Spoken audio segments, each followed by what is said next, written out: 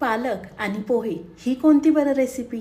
हे रेसिपी पाहण्यासाठी video कुठेसुद्धा skip न करता संपूर्ण व्हिडिओ पहा. हाय हॅलो नमस्ते, स्वाती सांडवर या यूट्यूब चॅनलवर तुम्हा सगळ्यांचं अगदी मनापासून स्वागत करते. तर इथे पहा, मी 1 कप पोहे घेतलेले आहे आणि मूठभर या ठिकाणी मी पालक घेतलेले आहे. तर पालक एका साईडला ठेवून देऊया. पालकचा कुठे वापर करायचा ते तुम्हाला मी पुढे सांगतेच. तोपर्यंत एका भांड्यामध्ये पोहे घ्यायचे. पोहे 2 पाण्याने धुतल्यानंतर त्यामध्ये पाणी ठेवायचं आणि पोहे आपल्याला या ठिकाणी भिजत ठेवायचे आहे. पोहे भिजतात ते तोपर्यंत आपण या ठिकाणी दुसरी तयारी करूया.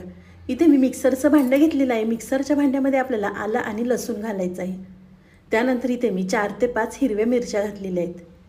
1 चमचा जिरे घालायचे आणि मिक्सरला आपल्याला हे वाटून घ्यायचं आहे. अगदी या पद्धतीने थोडंसं जाडसर आपल्याला वाटून घ्यायचं आहे. तर वाटणसुद्धा आपलं तयार झालेलं आहे. तर इथे आपण पालक चिरून घेऊया. इथे मी पालक धुवून निथळून घेतला होता. तर जे पालकचे देठ आहेत ते आपल्याला फेकून न देता पालकची भाजी बनवताना त्यामध्ये आपल्याला हे देठ वापरायचे आहे.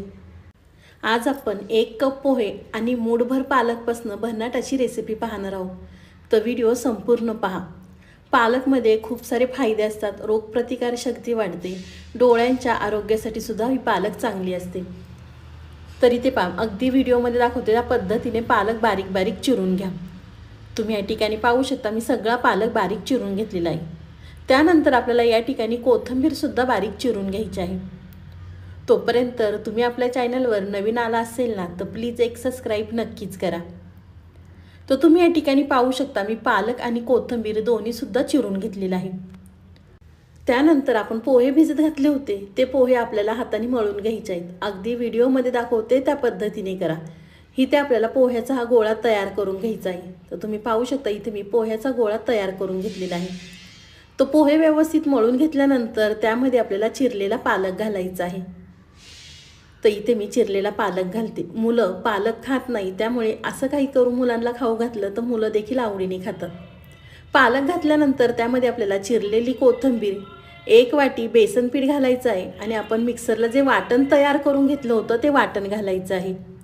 वाटण घातल्यानंतर त्यामध्ये आपल्याला पाव चमचा हळद घालायची आहे. पाव चमचा हळद घातल्यानंतर आपल्याला 1 चमचा मिरची पावडर घालायची आहे. इथे मी छोटा चमचा वापरलेला आहे. आणि रंग छान येण्यासाठी त्यामध्ये आपल्याला अर्धा चमचा काश्मीरी मिरची पावडर घालायची आहे. 1 चमचा या ठिकाणी मी ओवा घेतलेला आहे. तर आपल्याला थोडा हातावर क्रश करून हा ओवा घालायचा आहे. पालक खाल्ल्याने आपली पचनक्रियासुद्धा सुधारते आणि रक्तशुद्धीकरणसुद्धा अगदी पालक खाल्ल्यामुळे होतं. त्यानंतर आपल्याला चवीनुसार मीठ घालायचं आहे. चवीनुसार मीठ घातल्यानंतर आपली घरात जी पळी असते ती आपल्याला 1 पळी या ठिकाणी तेल घालायचं आहे आणि याचा आपल्याला गोळा तयार करून घ्यायचा आहे. तेल घातल्यामुळं आपल्याला नाश्त्याला छान असा कुरकुरीतपणा येतो. तर चमचा साईडला ठेवते आणि हातानेच या ठिकाणी याचा गोळा तयार करून घेते. तोपर्यंत अजूनसुद्धा व्हिडिओला लाईक केलं नसेल ना, तर प्लीज एक लाईक नक्कीच करा. साईडचं बेल आयकॉनसुद्धा प्रेस करा, म्हणजे तुम्हाला माझे नवीन व्हिडिओचं नोटिफिकेशन सगळ्यात आधी येईल. तर आपल्याला पीठ मळताना हे अजिबातसुद्धा पाण्याचा वापर करायचा नाही आहे, कारण मीठ घातलं की पालकला थोडंसं पाणी सुटतं. त्यामुळे आपल्याला त्यामध्येच हे पीठ मळून घ्यायचं आहे. तर इथे पाहू शकता, मी ह्याचा गोळा तयार करून घेतलेला आहे. गोळा तयार केल्यानंतर त्यावरती आपल्याला परत थोडंसं तेल घालायचं आहे आणि एकसारखा गोळा आपल्याला या ठिकाणी तयार करून घ्यायचा आहे. तुम्ही पालकच्या ऐवजी कोणतीसुद्धा पालेभाजी या ठिकाणी वापरू शकता. मेथी किंवा शेपूसुद्धा तुम्ही या ठिकाणी वापरू शकता. तर तुम्ही या ठिकाणी पाहू शकता, मी एकसारखं पीठ तयार करून घेतलेलं आहे. पीठ तयार झालं की हात स्वच्छ धुवायचे आणि त्यानंतर या ठिकाणी आपल्याला लिंबा एवढा गोळा घ्यायचा आहे आणि हातावर आपल्याला ह्याचे वडे थापून घ्यायचे आहेत. तुमच्या लक्षात आलंच असेल की आज आपण नेमकी कोणती रेसिपी बनवलेली आहे. तर आज आपण पालकपासून खमंग असे हे वडे तयार केलेले आहेत. तर तुम्ही पाहू शकता, मी इथे पालक वडा तयार करून घेतलेला आहे. तर त्यावरती आपल्याला थोडे थोडे तीळ घालायचे आहेत आणि परत एका हाताने प्रेस करून घ्यायचं आहे. तुम्ही ज्यावेळेस आपण पीठ तयार करतो त्यामध्ये तीळ घातले तरी चालणार आहे, पण वरतून तीळ घातले की आपला नाश्ता अगदी छान दिसतो. त्यामुळे ह्या ठिकाणी मी वरती तीळ वापरलेले आहे. तर चला, अशाच पद्धतीने इथे मी सगळे छोटे छोटे वडे तयार करून घेते. तुम्ही जर एकदा मुलांना करून खाऊ घातलं ना, तर मुलं आठवड्यातनं 3 ते 4 वेळा नक्कीच तुमच्याकडे करून मागतील. तुम्ही हे पालकचे वडे मुलांच्या टिफिनसाठी किंवा मुलांना नाश्त्यासाठी अगदी झटपट तयार करून देऊ शकता. हे वडे फ्रीजमध्ये आपण 7 ते 8 दिवसांसाठी सुद्धा स्टोअर करून ठेवू शकतो। कसे करायचे तर तुम्हाला व्हिडिओमध्ये पुढे सांगते, त्यासाठी व्हिडिओ कुठे सुद्धा स्किप न करता संपूर्ण व्हिडिओ पहा। तर चला, अशाच पद्धतीने इथे मी सगळे वडे तयार करून घेते।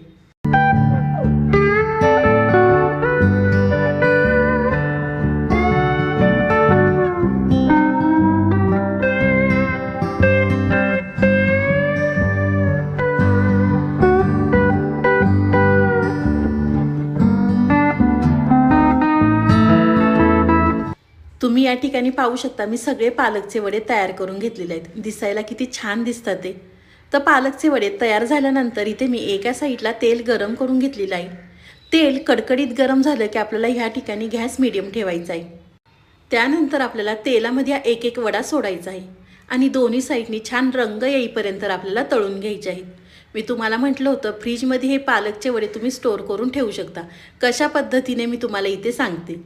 तर चाळणीवरती सगळे हे वडे ठेवायचे, चाळणीला थोडंसं तेल लावायचं आणि सगळे वडे चाळणीवरती मांडायचे आणि आपण कोथिंबीर वडी किंवा आळू वडी उकडतो त्या पद्धतीने आपल्याला हे वडे उकडून घ्यायचे। 10 मिनिटासाठी ह्याला तुम्ही स्टीम देऊन ठेवू शकता। थंड झाल्यानंतर पॅकबंद डब्यामध्ये आपल्याला ठेवायचे आहेत। ज्यावेळेस तुम्हाला हे वडे तळायचे असतील त्यावेळेस 10 मिनिटं फ्रीजच्या बाहेर काढायचे आणि मुलांसाठी तुम्ही हे वडे तळून देऊ शकता। तर तुम्ही इथे पाहू शकता दोन्ही साईडनी सुद्धा वडे मस्त असे तळलेले आहेत। रंगसुद्धा वड्यांना किती सुंदर आलेला आहे। त्यावरती आपण ते तीळ लावले आहेत, त्यामुळे वडे अगदी छान दिसतात ते। तर एका चाळणीवर काढून घेते मी, म्हणजे एक्स्ट्राचं काही तेल असेल ते निघून जाईल। आणि अशाच पद्धतीने इथे मी दुसरे सुद्धा वडे तळून घेते।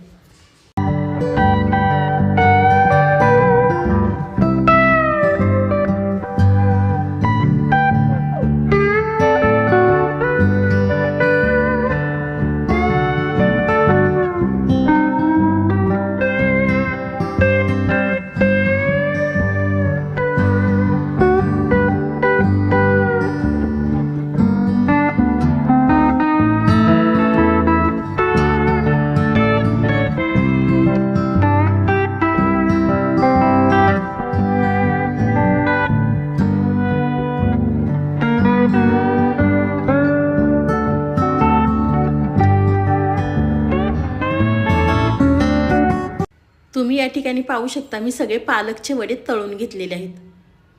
तुम्हाला या ठिकाणी मी दाखवते, अजिबात सुद्धा तेलकट होत नाही, हाताला अजिबात सुद्धा तेल लागलेलं नाही। तुम्ही हे वडे टोमॅटो केचप संग किंवा मेयोनीज संग किंवा तुम्ही तसे सुद्धा खाऊ शकता। खरंच खूप भारी लागतात। तुम्हाला ही माझी आजची रेसिपी कशी वाटली ती मला नक्कीच कमेंट करून सांगा। व्हिडिओ आवडला तर व्हिडिओला लाईक, कमेंट, सबस्क्राईब करायला विसरू नका। मी आशा करते की तुम्हाला माझा व्हिडिओ खूपच आवडला असेल ना तर व्हिडिओ शेअर करायला विसरू नका। तर चला, पुन्हा भेटूया असाच एक छानसा व्हिडिओ घेऊन।